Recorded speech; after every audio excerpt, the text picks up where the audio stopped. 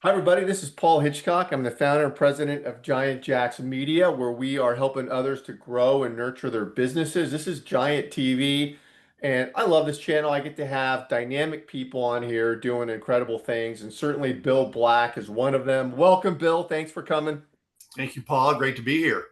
Yeah, and of course you're a Vistage Chair. We've got to know each other, and I want to get into what you're doing with your group because you have a very cool thing going on there. But I want to start with a little bit about your background, what you did in corporate America. If you could tell us that.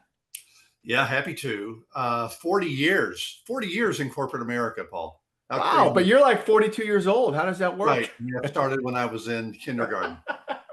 But no, it really took off like a rocket way back in 1994 when I became a marketing director with Dunkin' Brands and was with Dunkin' and Baskin Robbins for 10 years. And that really was my introduction to the whole franchise environment, but also coffee. You know, Dunkin' is a big coffee brand, and Yeah. spending 10 years there with them, it was my first introduction into that world. And then after 10 years with Dunkin', I actually moved into the competitor. I moved over and worked for 5 years at Starbucks. And Oh, Starbucks hired me as a marketing director, moved me to Atlanta, Georgia, yep. where I am still today, Yep. and was with Starbucks for, gosh, almost 5 years Hmm. before launching out on my own, doing coaching and consulting for various food and beverage brands mostly, but did some other things too. And then in 2018, early 2018, I was contacted by an up and coming coffee brand called Scooters Coffee.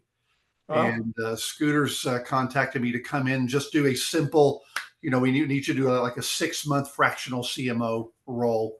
And at the time, that's what I was doing. So perfect, a lot of yeah. coffee in my background, go to work for a coffee company for 6 months. That was great. And I get to Omaha, and within 30 days, I really fell in love with the brand.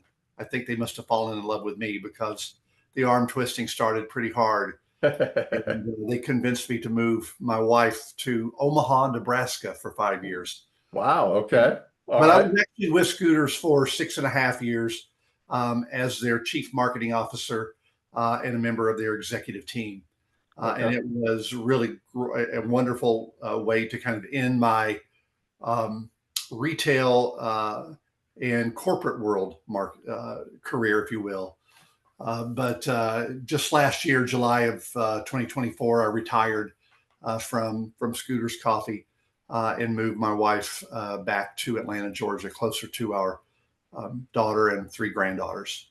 Oh, wonderful. I just got to say quickly that those are iconic brands because you bring them up. And I remember in San Diego, I grew up, there was a family in my grammar school who owned a Baskin Robbins franchise Right. in San Diego. And of course, that was a place we'd go all the time and got some free ice cream because I knew the family.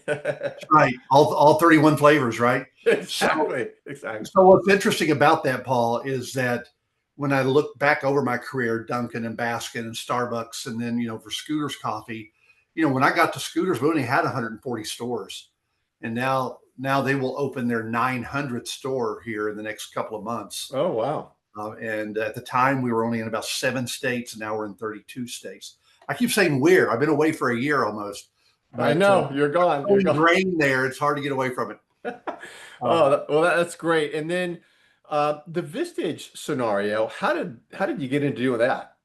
I had a woman that worked for me at Scooters Coffee. She was one of my social media managers, and her father was a Vistage Chair, is a Vistage Chair in Omaha, Nebraska, Rick Faber. And Rick reached out to me when he knew I was into my final 6 months because I had to give 2 years notice at Scooters. They wanted 2 years notice. So in my final 6 months, I had everything wrapped up. I had my replacement hired, onboarded, was ready to go.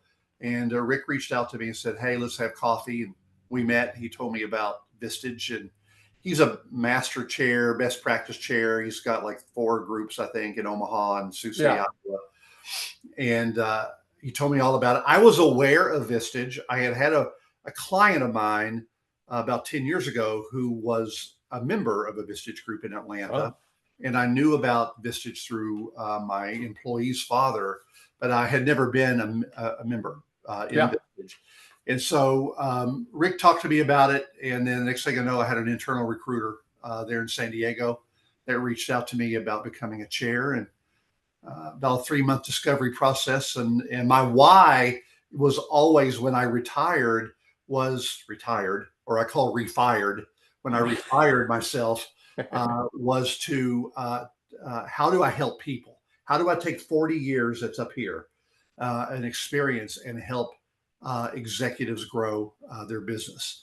And I just love the model. I love that they focus at Vistage focuses on small and mid-sized businesses. Yep. Love the whole concept around the day meeting, and and a speaker network that is huge on Yeah. hundreds of topics. But then the issue processing, where we help CEOs, business leaders, founders, owners, you know, take care of those issues that are keeping them up at night, Yeah. and having a group of peers that help them, come up with solutions and hold them accountable. I love Yeah. that. I love that model. Yep. Nope. Get it. And I want to jump into that a bit with your group. And so you're building a CE group, Chief Executive Group. Right. And what size business is in there? And give me kind of an idea of who's in there and what you're doing. Yeah, currently we have hopefully get our sixth and seventh member signed this week, so that'll be Nice. good. So getting very Nice. close to launching. On the lower end, we have a business that's in the $4 or $5 million range, and but growing. Yeah. They've seen exponential growth over the last 2 to 3 years, and they've got big plans moving forward. And then I have a member in my group that a construction company that's in excess of 250 million. Oh, it's a big So we have company. a wide range there, and everybody else is kind of right in between those two. Yeah. And Bill, you have non-competing. So the people in Right. different industries, correct? That's right. Yeah.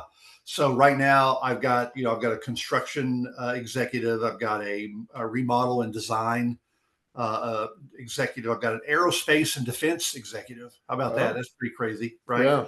A logistics CEO, a digital media CEO, and then I've got probably 12, 13 others that are under consideration right now.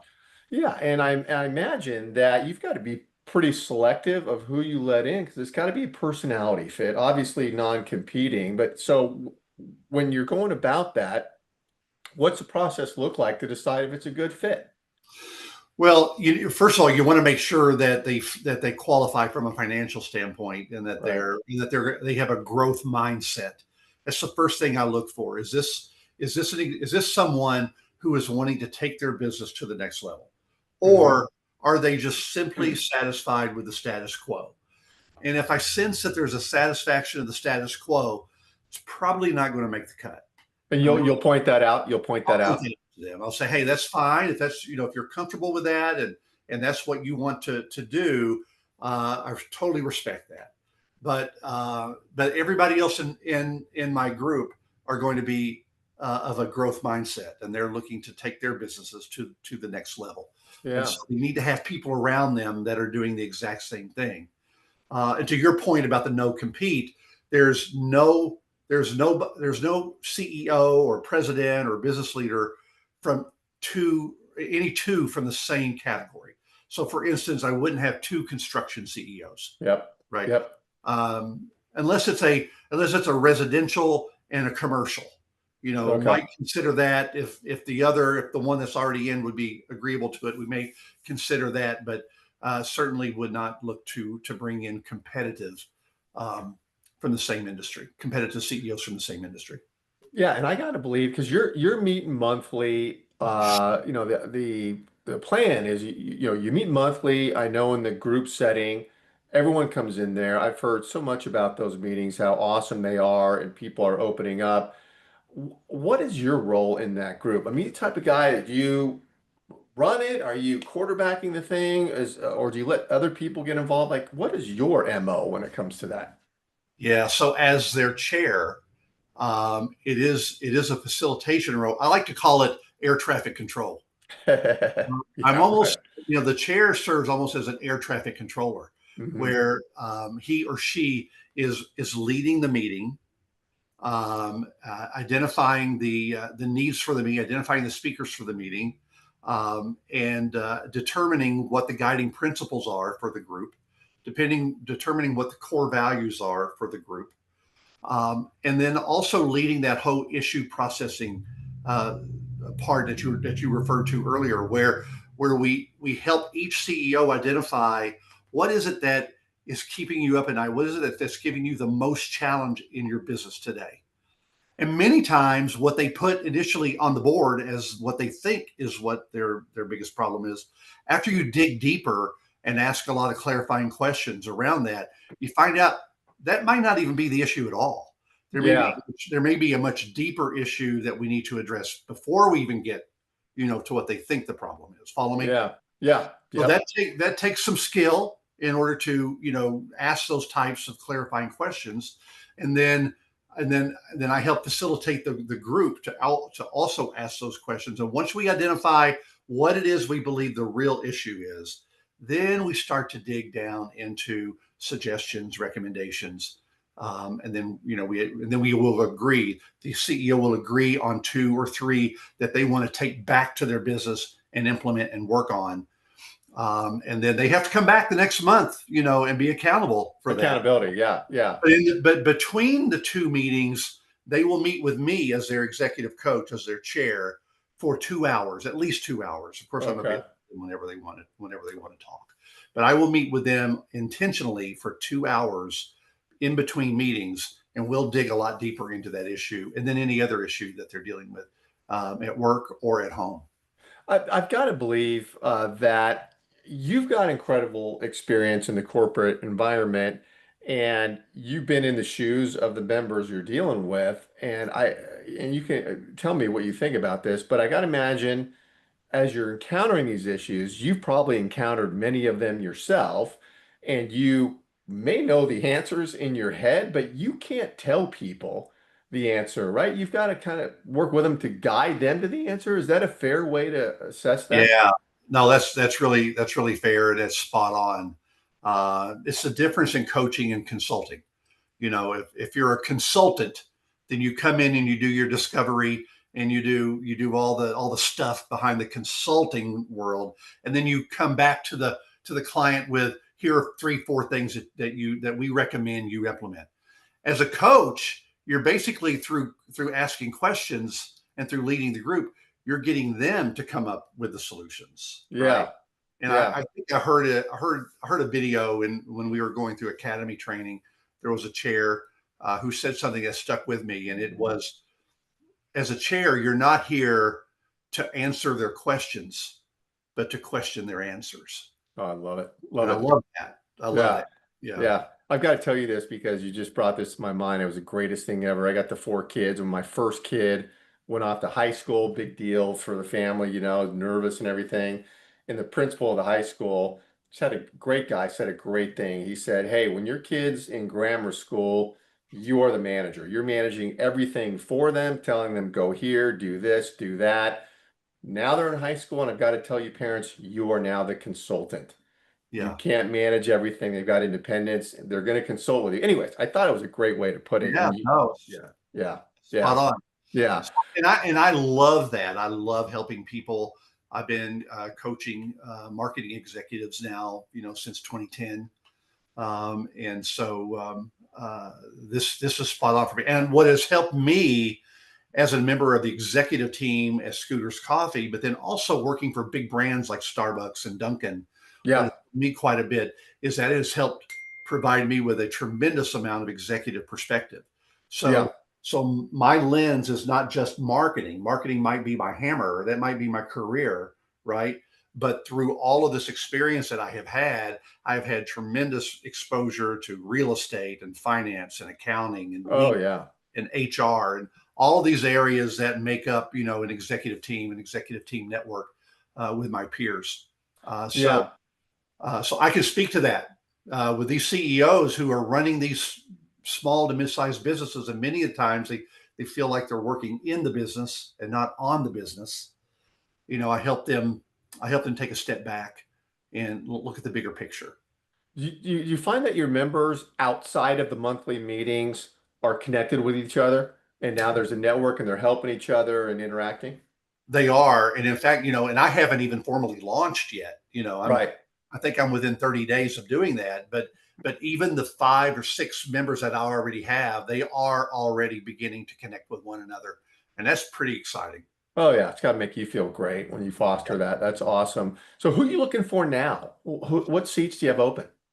So I have, we need to have 8 qualified CEOs to launch the group, Yep. right?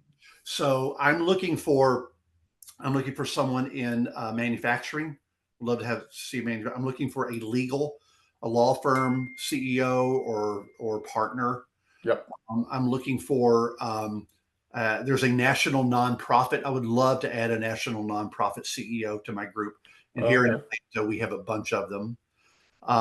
Looking at software engineering as a possibility as well. Logistics. Would love to see a logistic CEO. I have met so many people through this process of building this group, and I have seen and I've met so many different people in so many different worlds that it's just amazing Yeah. what all's out there and how much need there is. There's no shortage of need. Yeah, it's exciting. I come to learn a lot about Vistage and love it so much. So going forward, I want to tell people listening to this, wherever you're watching this, because we stream this everywhere, LinkedIn, YouTube. Right. That Bill's contact information will be around this video, maybe up here or down here. Get connected. I imagine, Bill, if somebody wants to learn more about the group, who's in the group, what's involved, what does that look like? Is that a Zoom meeting? Do you go meet them, or what do you do? Yeah. So if they reach out to me either through LinkedIn, or they can call the number or my email address. I believe you're Yeah, providing that right here, yeah, right? yeah. And I'll give them access to my calendar, and they can go right in and schedule a 15 or a 30-minute session with me. And Hmm. I'd be happy to answer all the questions they have. I probably have 3 or 4 every day. Uh, Oh, is that right? People that are asking and wanting to know about information about the group, who's in the group. Um, Everybody has a different question. Sometimes people know quite a bit about Vistage. Sometimes they don't know anything Yeah, about Vistage. So yeah. so I have some really robust discussions, and if you just schedule the time, we'll have a great conversation. Yeah, because I know you well enough that at those meetings, those are not sales pitches. Those are like, get acquainted. Uh, Let's see where this works. If it doesn't work, okay, fine. But yeah, those are great discussions to have. Well, awesome. I appreciate you doing this. I know you're very, very busy with everything, so thank you. And obviously, we're going to be talking a lot more about stuff. Absolutely, I appreciate it, Paul. This has been great. Okay. All right. Talk soon, Bill. Bye bye.